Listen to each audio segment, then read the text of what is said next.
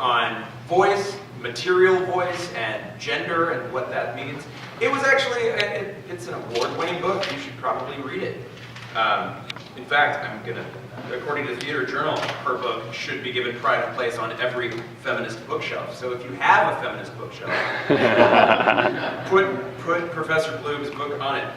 More recently, she has gotten interested in the role and the use of games in Renaissance commercial theater, writing titles like Chess and the Tempest's Performative History of Dynastic Marriage, and Manly Drunkenness, Binge Drinking as Disciplined Play. I really like that piece, actually. The book that she has in progress is called Gaming Theater, Interactive Spectatorship in Early Modern Performance. And as you can guess, this has led her to one of her current projects, this collaboration that she is here to tell us about, called Play the Knave, a Shakespeare karaoke video game. So please, I need to thank also the Hilliard Endowment for helping bring Professor Bloom here, and the Department of English, and the Nevada Early Modern Organization, or NEMO. That's right. So thanks, everybody, and thanks to those of you who came and tried out the prototype of this video game this afternoon. That was a lot of fun, and there were cookies. Please join me in welcoming Gina Bloom.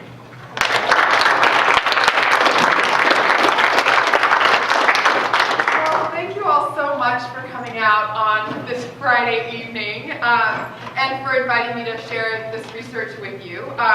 I just wanted to thank James Murdoch for arranging this visit, and it was very tech heavy, so it's been a complicated visit, and I really appreciate that. And Ian has been an incredible resource today, and apparently for weeks has been promoting this this visit and helping get people out. So thank you for that, and for, fortunately we had an IT guy in charge of all these things. So an ex-IT guy, so that really helps that he's multi-dimensional. I also just wanted to mention that this talk is, let's see if I can just move this down here. Oh, I can. That the research sponsors for this talk and for the work that I've been doing with Play the Knave include especially the Interdisciplinary Frontiers in the Humanities and Arts program at the University of California, Davis, and also the Immerse Network for Video Game Immersion, which is funded by the Social Science and Humanities Research Council in Canada. So, Shakespeare the video game, gameplay as theatrical work. So in 2008, Michael Best surveyed the field of Shakespeare video games and reported just a handful of fairly unsuccessful experiments. But in the years since then, the field of Shakespeare gaming has exploded. There are currently dozens of video as well as board games and card games about Shakespeare's life, drama, and theatrical culture. Now, although very few scholars have paid much attention to these, they are worthy of closer examination, I think, not only for scholars of adaptation studies and popular culture, but also for scholars of drama and theater history and performance. To be sure, most games simply trade on the bard's cultural iconicity, using theater to sell games or products sold on gaming websites. But increasingly, theater proponents have reversed this strategy, using games to sell theater. In addition to the many commercial games available for personal computers, smartphones, and iPads, games have emerged on the websites of esteemed heritage institutions for Shakespeare, including the Stratford Festival in Ontario, used to be the Stratford Shakespeare Festival in Ontario, and also the Shakespeare's Globe Theatre in London. Whether driven by financial profits or a mission to keep the classics alive, or both, Shakespeare-themed games aspire to have cultural impact, and arguably have a good chance of doing so. As they expose a broader public to Shakespearean theater, they hold out hope of luring a younger, hipper set into patronizing the theater arts, by making uninitiated audiences more comfortable with Shakespeare's plays and theatrical performance in general. But, I ask, what can games do for Shakespearean theater that it cannot do for itself? Insofar as many Shakespeare consumers tend to think of the plays as hallowed artistic objects to be watched quietly and respectfully, theater-themed games can leverage the interactivity of gaming to draw out the interactive qualities of Shakespeare's plays. They can turn Shakespearean theater into, or reveal that it already is, a game audiences might play. Surprisingly, few games actually manage this feat, however. And my paper explores why certain games struggle more than others to translate the phenomenology of theater into gaming. I focus on a genre of theater-themed games that ought to be well poised to simulate and express the interactivity of theatrical performance. Games that turn their players into creators of theater, so into actors, directors, and designers, and dramatists. What I term theater-making games can be distinguished from what can be called drama-making games, in which the player essentially inhabits or controls a Shakespearean character. In drama-making games, the gamer does not impersonate the character. The gamer does not impersonate the character in the guise of an actor, but rather becomes the character, usually to change that character's outcome in the plot.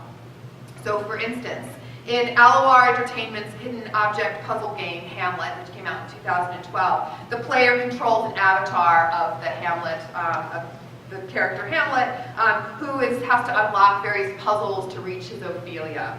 A similar, fairly simple dramatic plot can be found in the collect and run free web game, Romeo, Wherefore Art Thou? And here I'll just, actually I'm going to play it over here. You can find this on the web easily. So I'll just show you a little clip of what it looks like.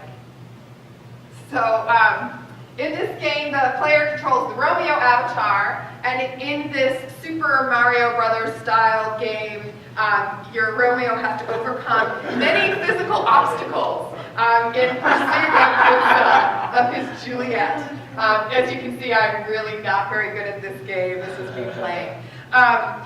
So there it is. Oh no. Grab the rose. Jump on. Oh.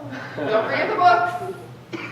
And then you have to get across the grass, and this is what death looks like in Romeo and Juliet. So, a number of analog games also invite their players to inhabit a character in a dramatic plot, and sometimes offer more complex storylines than the video games I've just mentioned. One of the most recent drama-making analog games is Thomas Van Ginst and Wolf Plank's Kill Shakespeare, which came out just in 2014. And it's an intermediate spin-off of the comic book series by that name, Kill Shakespeare. Have you read Kill Shakespeare? Okay, so this is the game. You've read the comic book, now play the game. So the comic book series, those of you who have played it, pulls characters from a range of different Shakespeare plays and then puts them into the same fictional world where you construct a story around their interactions and conflicts. So you have Hamlet and Juliet and Falstaff and Othello facing off against the villains Richard III and Lady Macbeth. So notably, the board game insists that gamers inhabit, and these are the game cards, and it's like a lot of role-playing games where you have, Juliet has special abilities that she uses to solve issues, and the others have different abilities. So the board game insists that gamers inhabit one of these characters, and their interactions with each other and with the board game then produce the dramatic plot of the game. So we can also distinguish theater-making games from another even more prolific subset of Shakespeare games that I would describe as scholar-making games or trivia games. Scholars may be pushing it too far, but that's the idea, right? So essentially you turn the player into a student of Shakespeare and his theater. The emphasis on trivia is prevalent in board and card games, but also evident in a number of digital games. For instance, there's the Shakespeare level in the edutainment game Carmen Sandiego's Great Chase Through Time. And that one has the player learn facts about the Elizabethan theater and cultural history by first questioning Queen Elizabeth, who's there on screen. And then the player is then asked to patch up the Globe Theater's wall. It has holes in it and the play cannot go on until the theater is patched. And so the way this works is that you listen to a speech from a particular play, and then you're presented later with a fragment of that speech, and you have to match it to the play and remember where it came from. So I'm gonna play you a little bit of it. It's not too loud, so you'll have to be very quiet. My trip have put quite a spin on the globe. Our play might even start on time. Shakespeare wasn't exactly a starving artist. Around 18 of the globe, six popular plays. Imagine how much he would have earned in Hollywood. Now, he is very unusual, for we actors own the globe rather than some landlord. We are a collective, and we collect quite a profit. Macbeth, who killed his Scottish king but could not see trouble brewing. Double, toil and trouble, firebird and cauldron bubble. Minutes of a penny stick, if the cauldron boil and sink, eye of guilt and toe of grog, full of fat and tongue of dog. Burbage, perhaps you should stew over your lines while you work on that wall.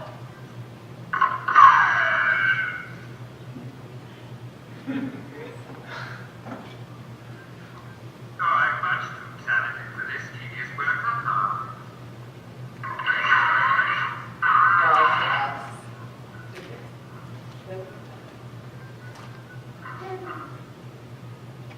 Bravo! Trivia. Well, The emphasis on trivia also dominates the games on London's Lobes Playground, which is a website that provides a number of different games geared towards elementary school-age children. They all have animal icons. So for instance, Decker's Dash, can't see it too well, but it's one of the ones up there, offers players a Temple Run style game. After they've learned about the famous fire that destroyed the first Globe Theatre in 1608, then they get to do the game. And then another one is Sly's Lost Words, which exposes players to Shakespeare's archaic language by having them complete word search puzzles. So here, I'll just play my little gameplay. See if you can find any of these words.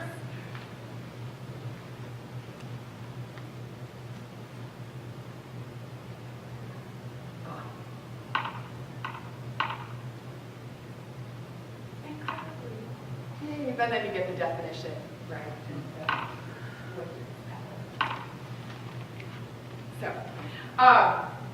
So theater-making games, which are a different set of games that I'm thinking about, comprise the smallest subset of the Shakespeare gaming marketplace.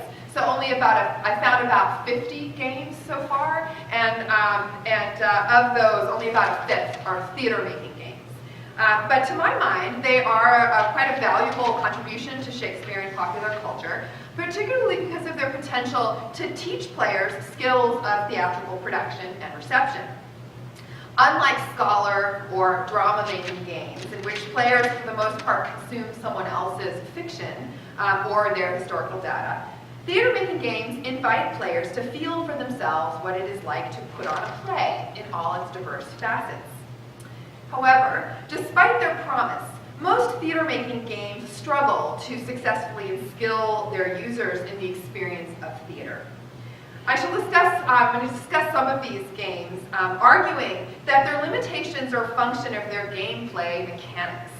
There is a fundamental incompatibility between the bodily mechanics of theater making that the games represent, right, on the screen, or on the board, and their actual gameplay mechanics, which call for largely untheatrical gestures like pushing buttons, flipping counters, right, cards, moving cards around. The presumably distinct physical experiences of theater making and gameplay can be productively brought to bear on each other, though, if game designers take advantage of new technologies in immersive gaming.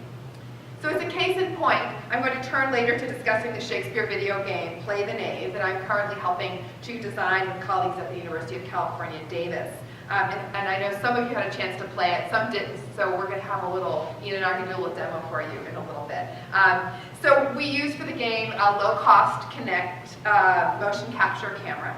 And the game engages players' bodies in a simulation of theatrical production, cognitively and physically immersing them in many of the performance actions thematized in the game itself, in the narrative of the game. So the game teaches users theatrical competencies by offering them the chance to feel the action of theater making at both cognitive and physical levels. At the same time as it develops spectator skills, this sort of playing, I argue, amounts to real theatrical work. Drawing on Ian Bogoff's discussion of performative mechanics in video games, wherein actions performed in the game affect simultaneously the world within and outside the game, I maintain that in the process of simulating theater making, players of our game become creators of the Shakespearean work. So before turning to play the Knave, let me give you just an overview of some other theater-making games that I've found and that are available, and talk about their strengths and also their limitations.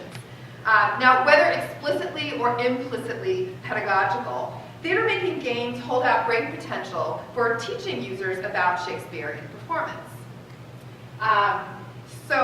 If, for instance, Richard Hefner and Mike Siggins' Shakespeare the Bard game, which is a board game, now out of print, sadly, though I have 5 copies when I was coming to Davis to play it. It's not out of print because of me. I'm all on eBay.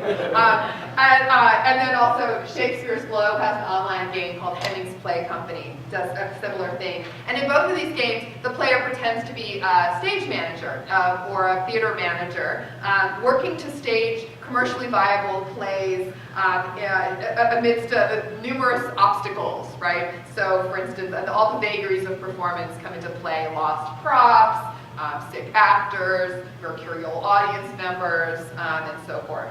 So, as the players weigh the benefits of investing in props versus actors, they discover they've seen the havoc that the play can inflict on profits. They can experience the trials and tribulations of running an acting company and staging an Elizabethan play. Other theater-making games offer players the chance to inhabit the roles of stage designer, wardrobe manager, or dramatist. So, for instance, players of the iPad app, I Am Salty, which you can find if you're interested, these players get to generate Shakespearean bards worthy of the bard. So, for instance, when I did this, I got thou clouded folly fallen maggot pie, and thou artless urchin snouted fustelarian. So creative genius, right? With just the touch of a button, you too can be Shakespeare. More complex is the dramatist role in. Actually, I have a little. You probably can't see this too well from where you are, but. This is called the Playwright game. It's a PBS game that came with their Shakespeare series that they had on. So this is a choose-your-own-adventure, and I'll just play. I don't know, for those who have really good eyesight, you'll be able to see what's happening there. So you choose, right, what are you going to write? Murderous Romance play or Oriental Warlord, right? And then you give a description and you choose, and then it keeps you going from there. So you are, in this game, an aspiring playwright, trying to make tough decisions about what plot to pursue for your next drama. So choose correctly, and you get to become the famous bard of Stratford. Choose wrong, and you could return to your former life of shoveling dung. Or, because it turns out that apparently writing flops like Dido, Queen of Carthage, just really does nothing for your career. So that's one of the outcomes that I came across when I played.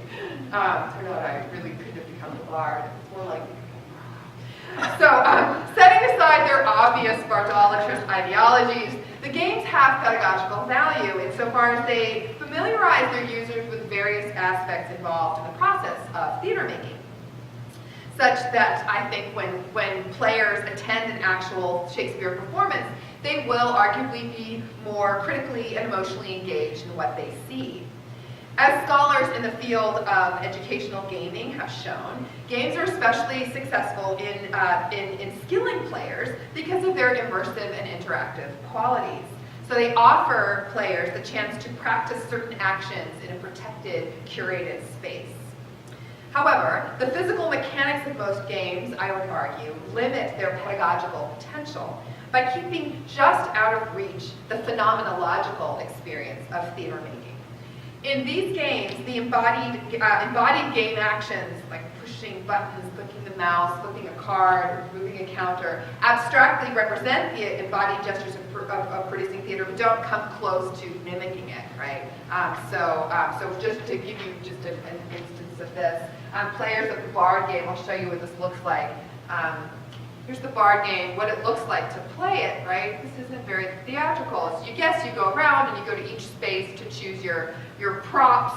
You go to the nobleman's house to get your patron. You go to a tavern to find your actors, Shakespeare's house to get your scripts.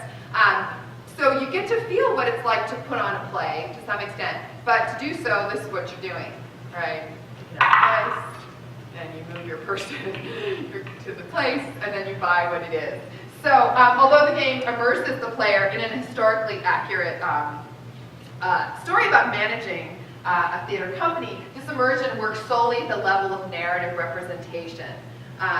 Because the gesture of moving your counter from one space to another conveys a sense that putting on a play was primarily a challenge of geographical mobility. And of course, theater historians no phenomenological accounts of theater histories would support that conclusion that that's really all it was really about.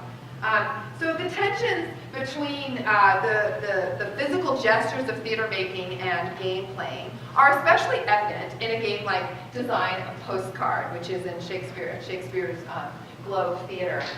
So in this art-based game, users create visual scenes by adding actors and props to a postcard background of their choice. So this is kind of a scaled-down version of performing object theater games that some of you may know were all the rage in the Victorian era and have been revived recently. There's an iPad app called Pollock's Toy Theater. That's a kind of iPad version of Pollock's Toy Theater that was a Victorian game. So insofar as some postcards depict, as you'll see here, models of the reconstructed Globe Theater, and I'll just play this for you so you can see what it looks like. The game does expose players to theatrical objects and scenery associated with historical and contemporary Shakespearean performance, encouraging young players to feel like set designers and partially even like directors. The mechanics of the game, however, create a very different feeling, more akin to working with Adobe Acrobat or other editing software. So once players choose a prop, for example, they use various tools to change its scale, position, and orientation. In terms of its fluidic action, design postcards is largely dependent on very untheatrical computer skills, on players knowing how to point, click, and manipulate the right digital editing tools. It's partly because the mechanics of gaming in most machine-based play are so untheatrical that the theater-making games that are perhaps best able to teach theater-going competencies are storytelling role-play games, RPGs. A number of these games were created in 2011 as entries for the Bay Area Game Chef competition, where they chose the themes Shakespeare that year. So a lot of Shakespeare games were created, and it's really kind of a rich resource. Insofar as the action of most, if not all, live role-play games is on creating interesting plot lines and characters, the games lend themselves extremely well to dramatical and theatrical content. So for instance, and you can find this online if you're interested in trying it out, Brian Paul and Daniel Rosalie's Revenge of the Groundlings. Players take on the role of would-be actors and dramatists, creating a play inspired by Shakespeare's characters and genres. So players choose a genre card, comedy, tragedy, or history, and that determines their character's motives. So in comedy, there's a character scale that moves between malice and love. So you can have a lot of malice or a lot of love, it's hard to have, or a little of each. And they choose from a list of archetypal Shakespeare characters. So you could be the lover, the reluctant ruler, the clown, as well as various plot elements like ghosts, madness, and these can suddenly be introduced, like misdirected letters integrated, right? Something like that. So recognizing the impact of audiences, the game requires player actors to expend what are called stage presence points whenever they want to enter a scene to take part in it and change its narrative. So the only moments of actual theatrical performance in Revenge of the Groundlings come at the end of each round, or each what's called an act, when the winning player gives a soliloquy to the group. Nevertheless, its players do learn something about Shakespearean performance during the course of play as they participate in the collaborative production of the script.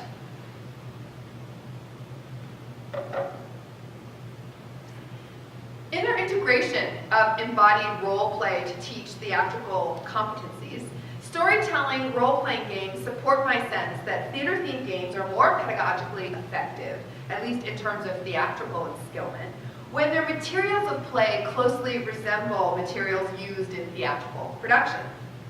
In the case of RPGs, the game is made through speaking and, in the best of playing scenarios, gesturing bodies.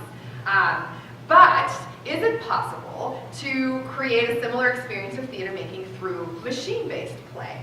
I think 10 or 5 years ago, the answer to that would have been no. However, recent innovations in gaming technology have made it possible to bring into closer alignment the physical gestures of machine-based play and of theater making. I'm referring to the new generation of immersive gaming platforms like Wii or Xbox and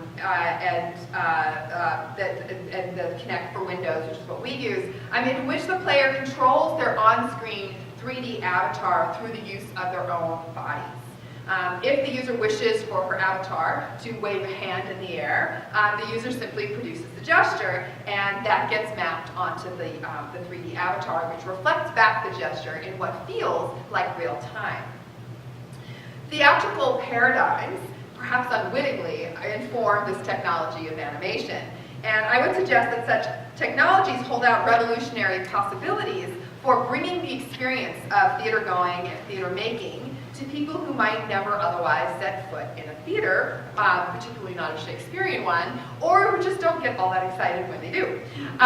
So at the University of California at Davis, in our mod lab, we're experimenting with these possibilities through the development of this Shakespeare video game called Play the Knave. And I wanted to mention here that I've been collaborating on this project with various graduate students and faculty. So the game's programmers are cultural studies graduate student Evan Buswell and computer science graduate student Nick Toothman. And other key collaborators include Colin Milburn in the English department, Michael Neff as a computer scientist, and Sawyer Kemp in English. Play the Knave uses the Kinect motion capture camera to offer users an immersive embodied experience of staging a scene from a Shakespeare play.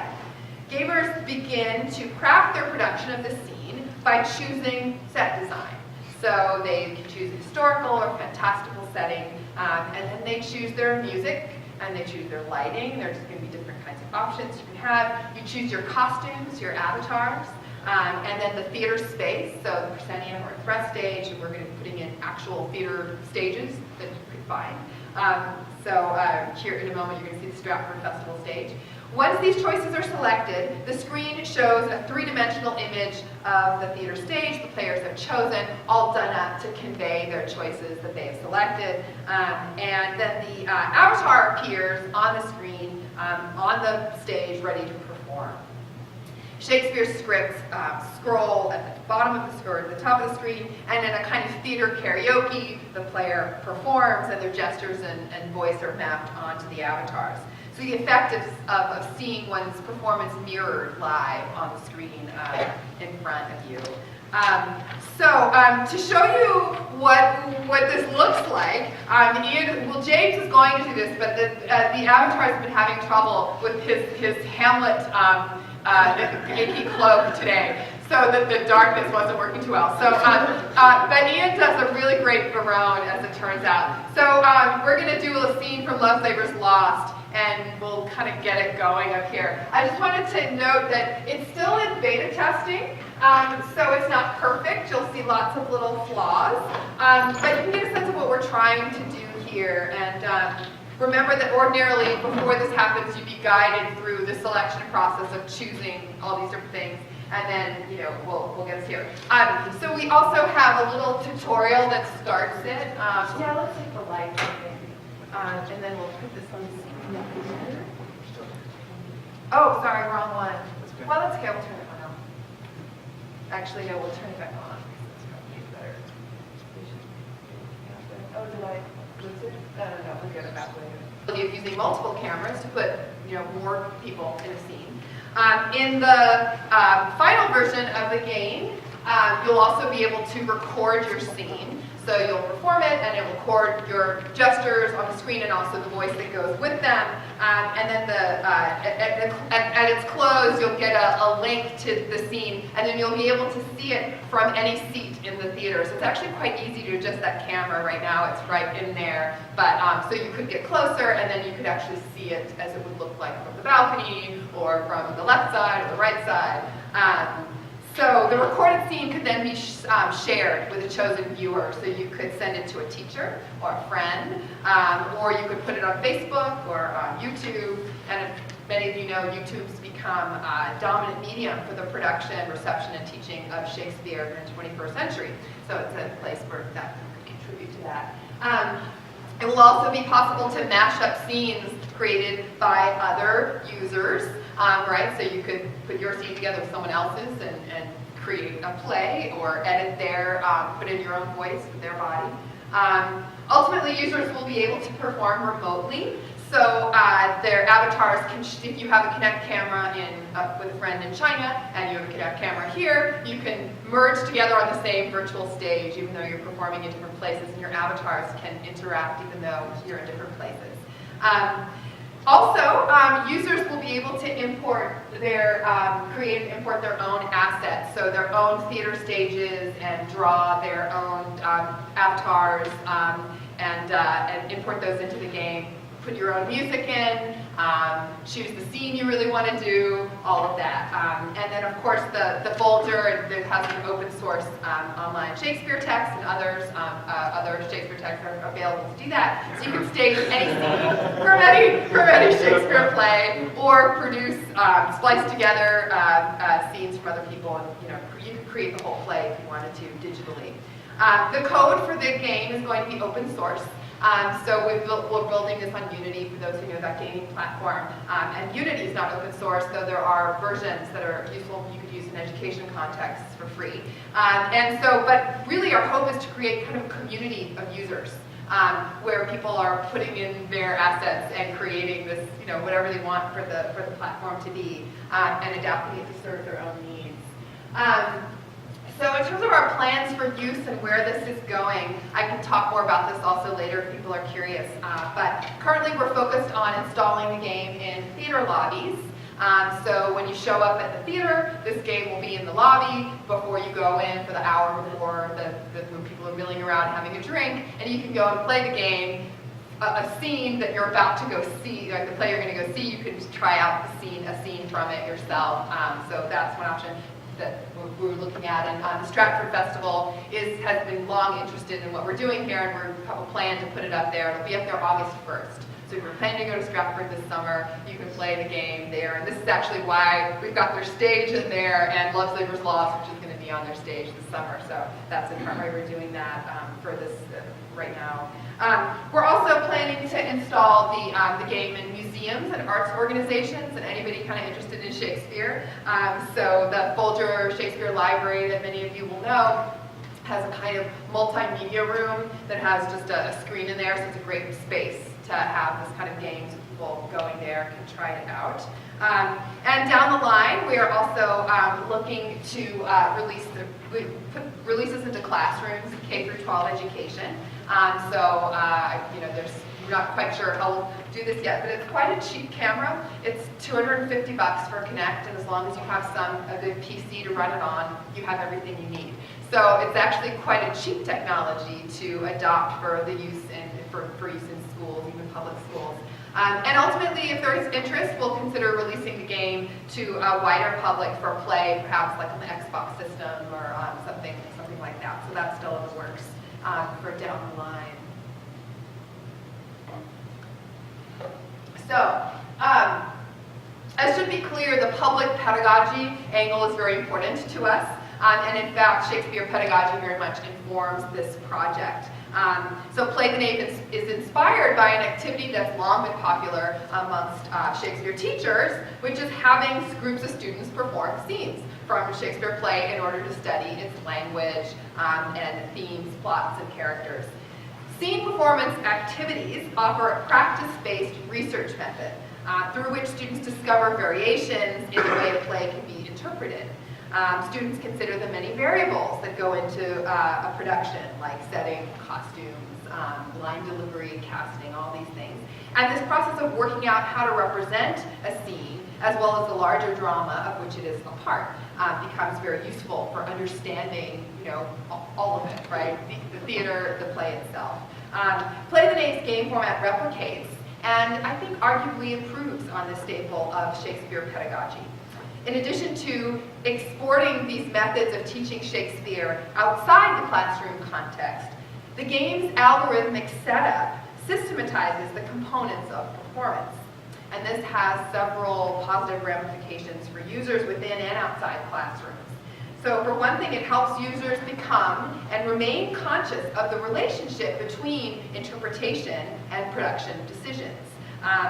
Secondly, some of the work of interpretation is offloaded to the system, making it easier for novice users to utilize performance for literary analysis. You can say, do you want a cheery setting, right, or a dark setting? Is it going to be a dark interpretation of this comedy or a light interpretation? And you can actually see that. You can just switch it, and it'll help you, even if you don't know how to act, you can convey your interpretation through this kind of setting. The game also encourages experimentation and more extensive practice-based research because changes to setting and costume and lighting and theatrical architecture are so easy to accomplish. So just with a few clicks, you can adjust what appears on the screen and have a chance to play around with scenes and the different interpretations that are possible of them. As the game provides players an experience perhaps not identical to, but closely akin to that of producing ambient theater, it helps build not only players' understandings of particular scenes in Shakespearean drama, but their overall competencies in theater going. Whereas the other theater-making games that I've discussed offer players the chance to inhabit one or maybe two theater roles, like director or dramatist or designer or audience member. Players of Play the Knave embody all of these roles, often at the same time, becoming familiar then with the process of theater making. And even if the choices of theater and avatar and set design are somewhat constrained by what the game can offer, at least at this point, there's only so many choices possible, players do become acutely aware that every aspect of what appears on the stage is the result of a choice that someone has made. It's not just magically appearing. You have to choose it in order for it to show up. So what is more, as players use gesture and vocalization to animate their on-screen avatars, they experience what it feels like to perform live, like the actors they would see in a physical theater. And because users control whether the scene performance is made public, so here we did it publicly, but if it was in your own home or if it was in a classroom, you could just be performing alone. The risks of this kind of experiential learning are low, while the benefits are as high as they have always been. Play the Knave familiarizes players with the complex process of producing theater, enabling them to feel the action of theater making. Beyond the pleasures of gameplay itself, the game primes users for fuller and deeper immersion as audiences to ambient live theater, Shakespearean or any other. And this is just the last little section of my talk here, but I think there's also something else at stake when gamers enact and publicize their Shakespeare scenes in Play the Knave. As players simulate theater making, they become creators of the Shakespearean work. When users of Play the Knave perform a scene from, say, Love's Labour's Lost, that scene exists within the particular gaming session, but also, and particularly as the scene is shared with wider audiences who are either there or will be seeing it on YouTube, their work becomes part of the dramatic work that is Love's Labour's Lost. If, as M.J. Kidney, the critic, has argued, Shakespeare's works are not static objects that but rather become defined through the process of adaptation, and especially debates about whether an adaptation is faithful or not to the text. If that's true, then a game like this, as it facilitates the work of adaptation on a broad scale, becomes part of the process through which Shakespearean drama is understood and recognized. Play the Knave thus might usefully be categorized as work, under the definition proposed by Ian Bogost, whose How to Do Things with Video Games calls our attention to the performative mechanics of certain games, where players' actions performed in the game not only take on a meaning in the game, but they also literally do something in the world beyond the game and its players. Indeed, Play the Knave blurs Bogost's distinction between games as art and games as work. So he has chapters on each of those. There's games as art, and there's games as work. And in this game, I think we get both. So players' engagement in the labor of theatrical performance ends up producing theatrical art, right? You end up producing a scene. A session of Play the Knave constitutes simultaneously work and art. So whether Play the Knave will be a success in commercial gaming or among educators and theater advocates is still an open question. Maybe you will be the reason. You'll go out and tell people how great it is. But even in only its conceptual state or its prototype state here, I think it offers a helpful way to theorize the relationship between gaming and theatrical production. Enterprises that have overlapping skill sets. Indeed, as I've argued elsewhere, theater and gaming are historically and theoretically enmeshed practices. Although many scholars in theater history, game studies, and performance studies have set them in hierarchical relationship to each other, one serving the other. So on the one hand, theater scholars and practitioners have studied the ludic nature of theatrical performance, exploring how theater can be and historically has been infused with and influenced by games. Among the many contemporary instances of this kind of game-based theater, there are contemporary works trying to do this, are site-specific performances like, or immersive theater, like Sleep No More, some of you know this, by Punch Drunk, which is essentially a gaming of Shakespeare's Macbeth, where you kind of move through the spaces if you're in a game, but it's in a large warehouse where you were actually moving through the space, but it feels very game-like. So that's examples where scholars or artists are using games to understand theater or make better theater. On the other hand, scholars in game studies and game designers have explored how dramaturgy and theatrical models structure gaming. So, for instance, Brenda Laurel has argued that Aristotelian theories of theater can productively inform the design of the human-computer interface, and that becomes a way to think about that. And then there have been a number of scholars and practitioners who've used dramatic character analysis to make, as a method for making more interesting avatars. So computer scientist Michael Neff, one of the people who's working on this game with us, has persuasively argued that we can create more robust and convincing expressive characters in virtual worlds by studying the insights of theater practitioners and theorists.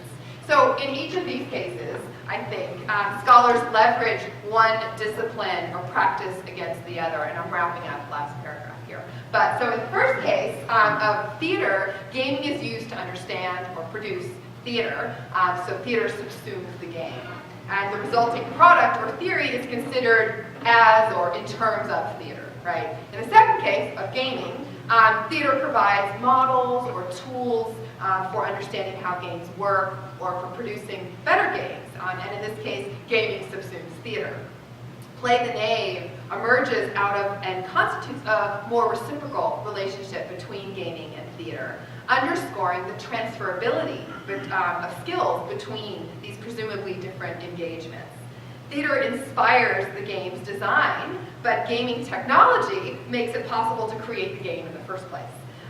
So, moreover, as I've maintained, as here, a session of Play the Knave is simultaneously both game play and theatrical work. In Shakespeare's era, the relationship between theater and gaming was reciprocal and mutually reinforcing in just this way, and that's what I've been working on in my other work that James mentioned. Though I think in the hundreds of years since then, we've kind of forgotten that. So perhaps new technologies of gaming that are grounded in and teach theatrical enskillment can allow us to catch up with the past. Thank you.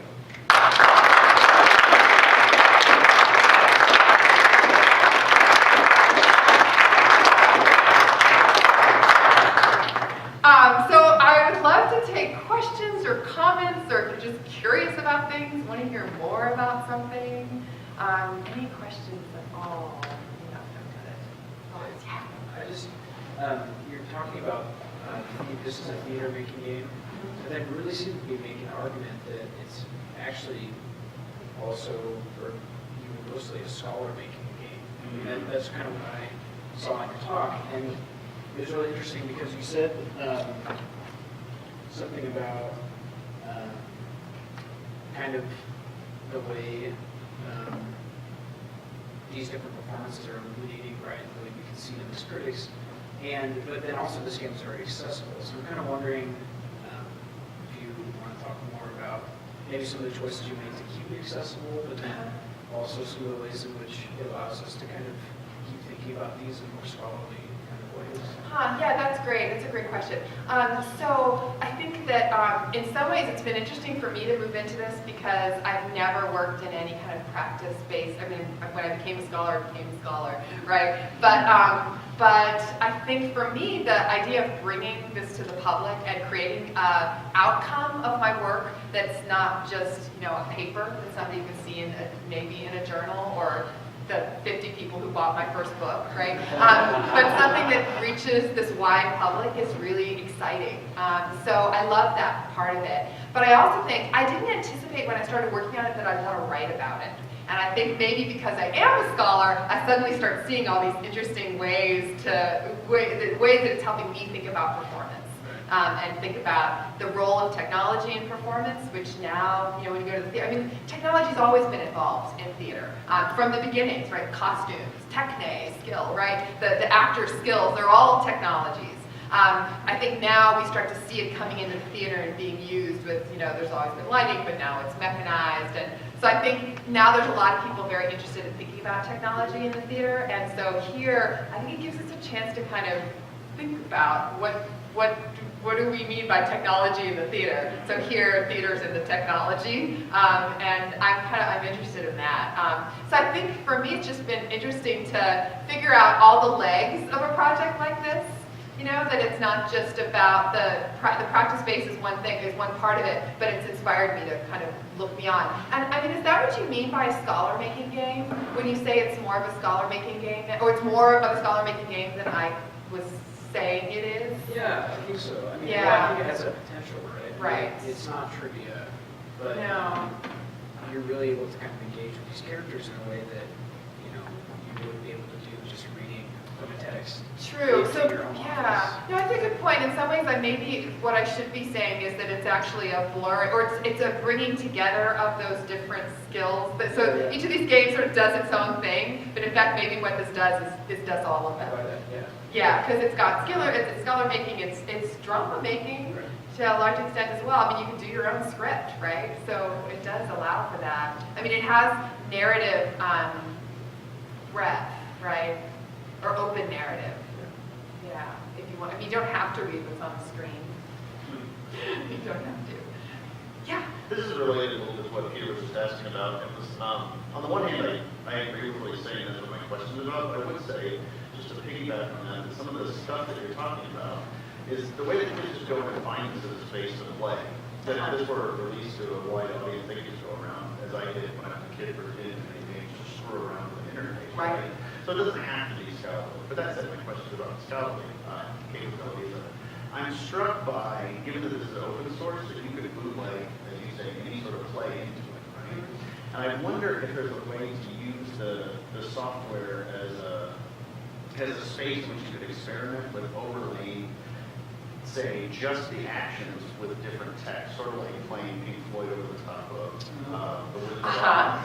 So that you could use it as a way to test out, say, if Pinter flows in the same way, maybe as like action flows in the Shakespeare-adjacent play. So have students in one class perform something for teaching an early modern drama class, have students in another class try and overlay another play in the way. And I think of this as when you do emulation, say, in a creative writing class, that you emulate plays by overlaying different versions of it. That's so great. I hadn't even thought about that as a way to do this. I think we have thought about, like we were thinking about for little kids who can't read the script, That what if you had the voices talking and then they just had to do the actions? Or the other, right? You could have recorded actions and then people need to come up with words for them or something like that. But I love the idea of just sort of testing out how different gestures work, right? And in relation to others, kind of comparing plays in this way. I think the whole point of this is it's designed in this very modular way so that people can do what they want with it. And I know I was showing this to Mike Whitmore in the folder, and he was saying, this would be great for conflict resolution, right? That people could sort of talk to each other, but not really do it with their avatars, right? Or do it remotely. Like people who won't get in the same room with each other could actually have the stage together remotely. Virtually strangling right.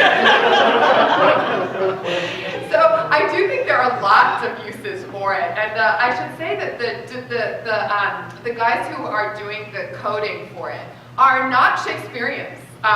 They are, one of them works in motion capture animation, and the other just has a background as he's doing a dissertation on coding, sort of theory of coding.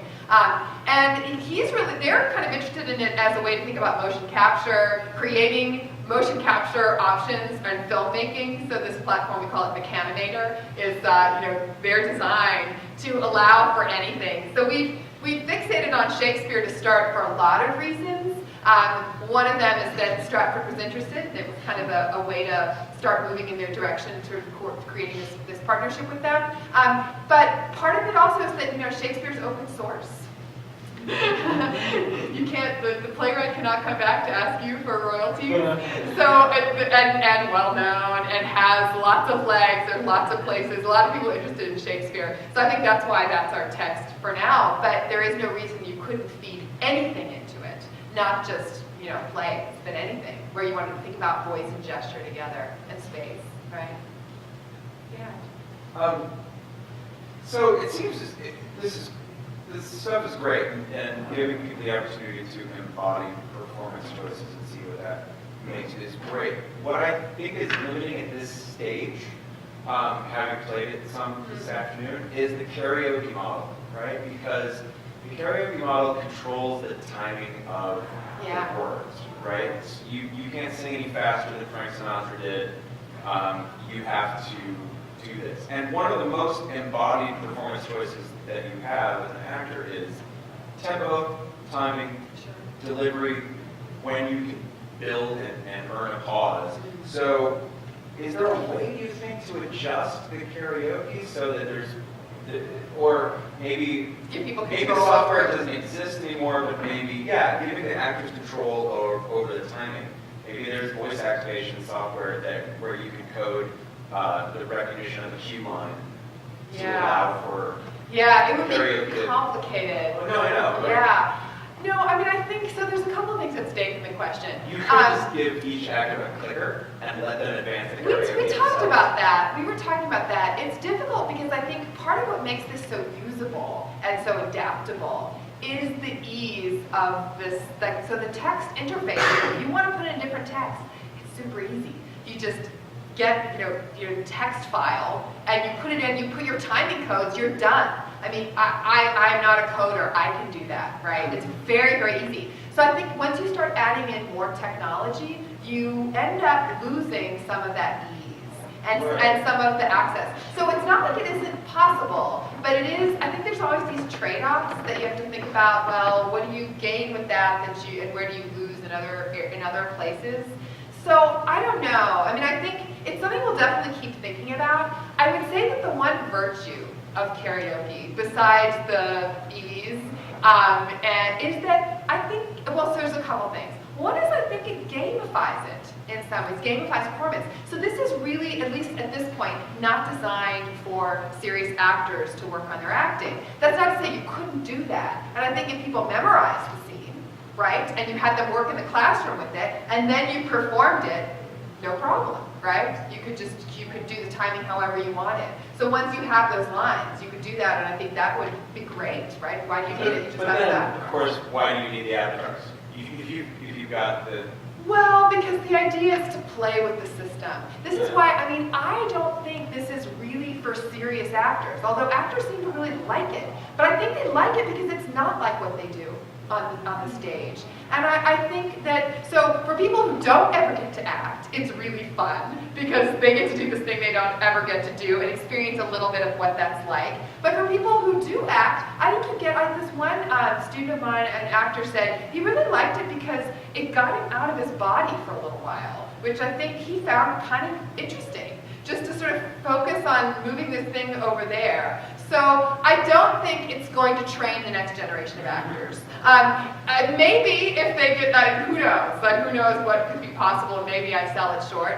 I think we're pitching it at non-professionals, and not that professionals won't get something out of it, but I think what they get out of it will be different from what they get out of their own sort of, their day jobs or their night jobs as an actor. And the other thing I would just say though about the timing though is that I was talking to somebody at the Blackfriars Theater about this in Virginia, and they're interested in possibly doing a partnership with us. And they were saying that one of the problems with when you're training actors is that they read too fast and they don't slow down. So they actually thought it would be useful as an exercise, not a final product, but as an exercise to make them fill the line out, right? You don't get to stop. And I think when we were playing, I think there's this sense that you really have to work with someone. If they slow down, you have to speed your line. And so it becomes this exchange, like this dialogue between you, but it's always mediated by the game. And I think that is what's different than theater, right? Is that there is this technology, it's very present, and it controls you, right? And that's something I can talk more about later, but yeah. I have a question. I probably should read Ian Bogas before I ask this question, but I don't have time, so I'll ask it anyway. Which is the performance?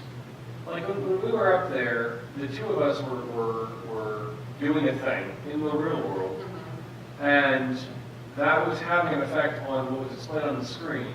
What if you buy this game?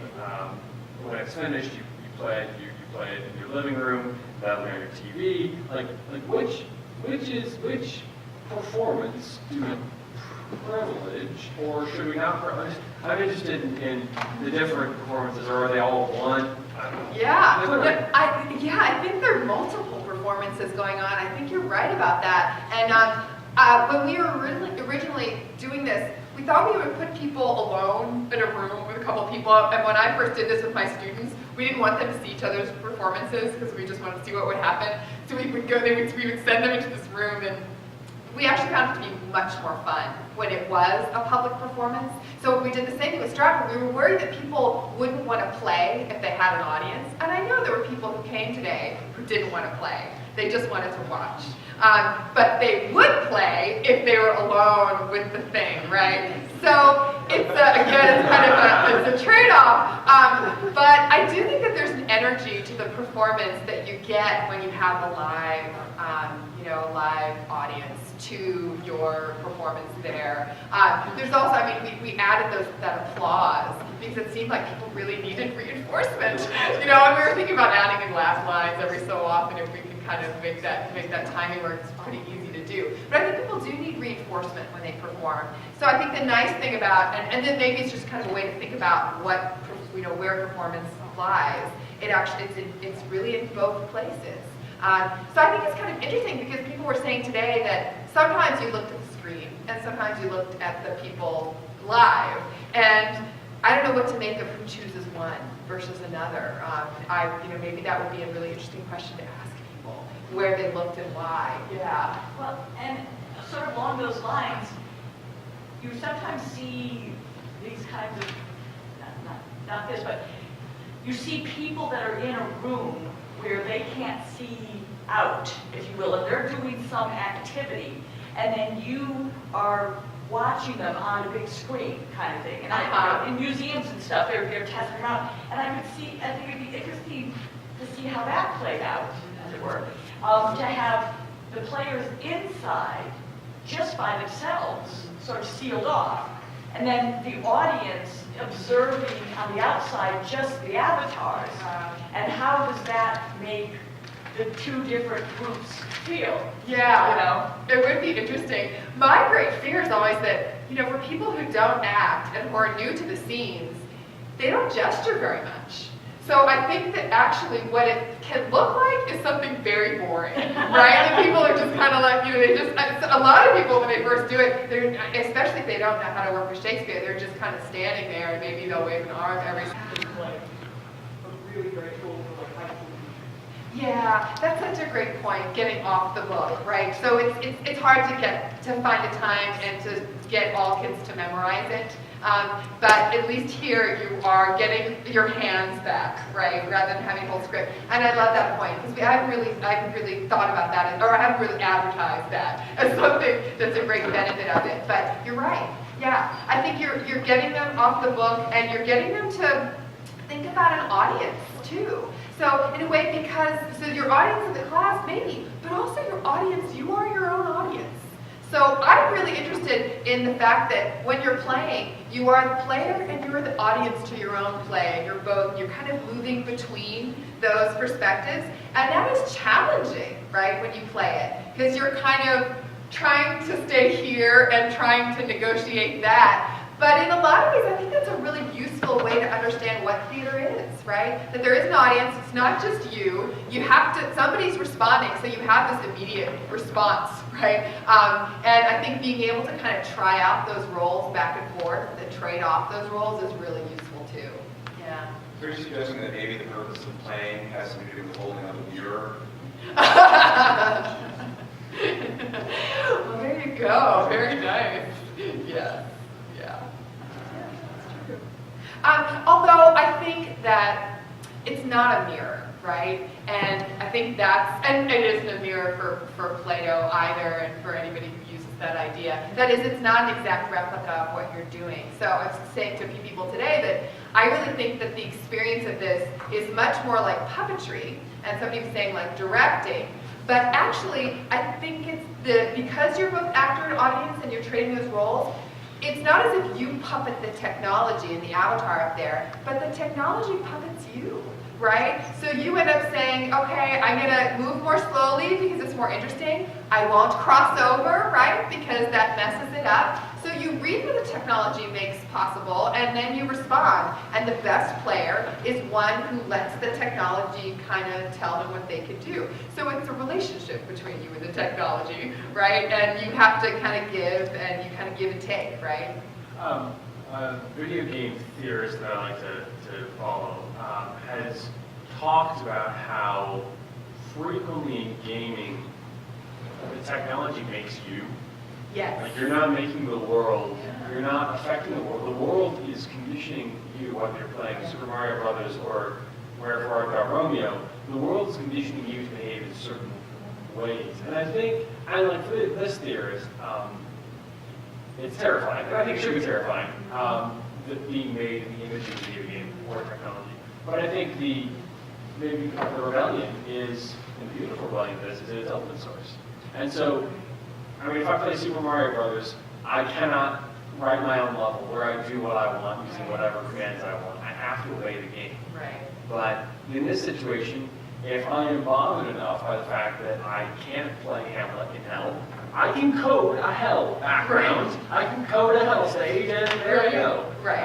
So there's kind of a resistance to being made in the image of technology that we can actually significantly affect. Yeah. No, it's much more of a relationship, right? It's a give and take, and then I think there's no technological determinism here that you have to perform in a certain way, and I think that's really important. Like it's an open game in this way, but it's not completely open, right? That there's some constraints, and that's what makes it a game, right? That's what game studies people say. It's the constraints that make it interesting. If it's all open, well, you can do that anywhere. It's just performance. But when you add rules and constructs in this way, and then you have to work with them. That's where the pleasure comes from. So, so I think that's an important part of it too. Definitely. Yeah. Other questions or comments or? So great. We should perhaps take the rest of the questions more informally so Sure. that we have time to break this down and get out of here. Can we give ourselves and Professor Bloom another hand, please?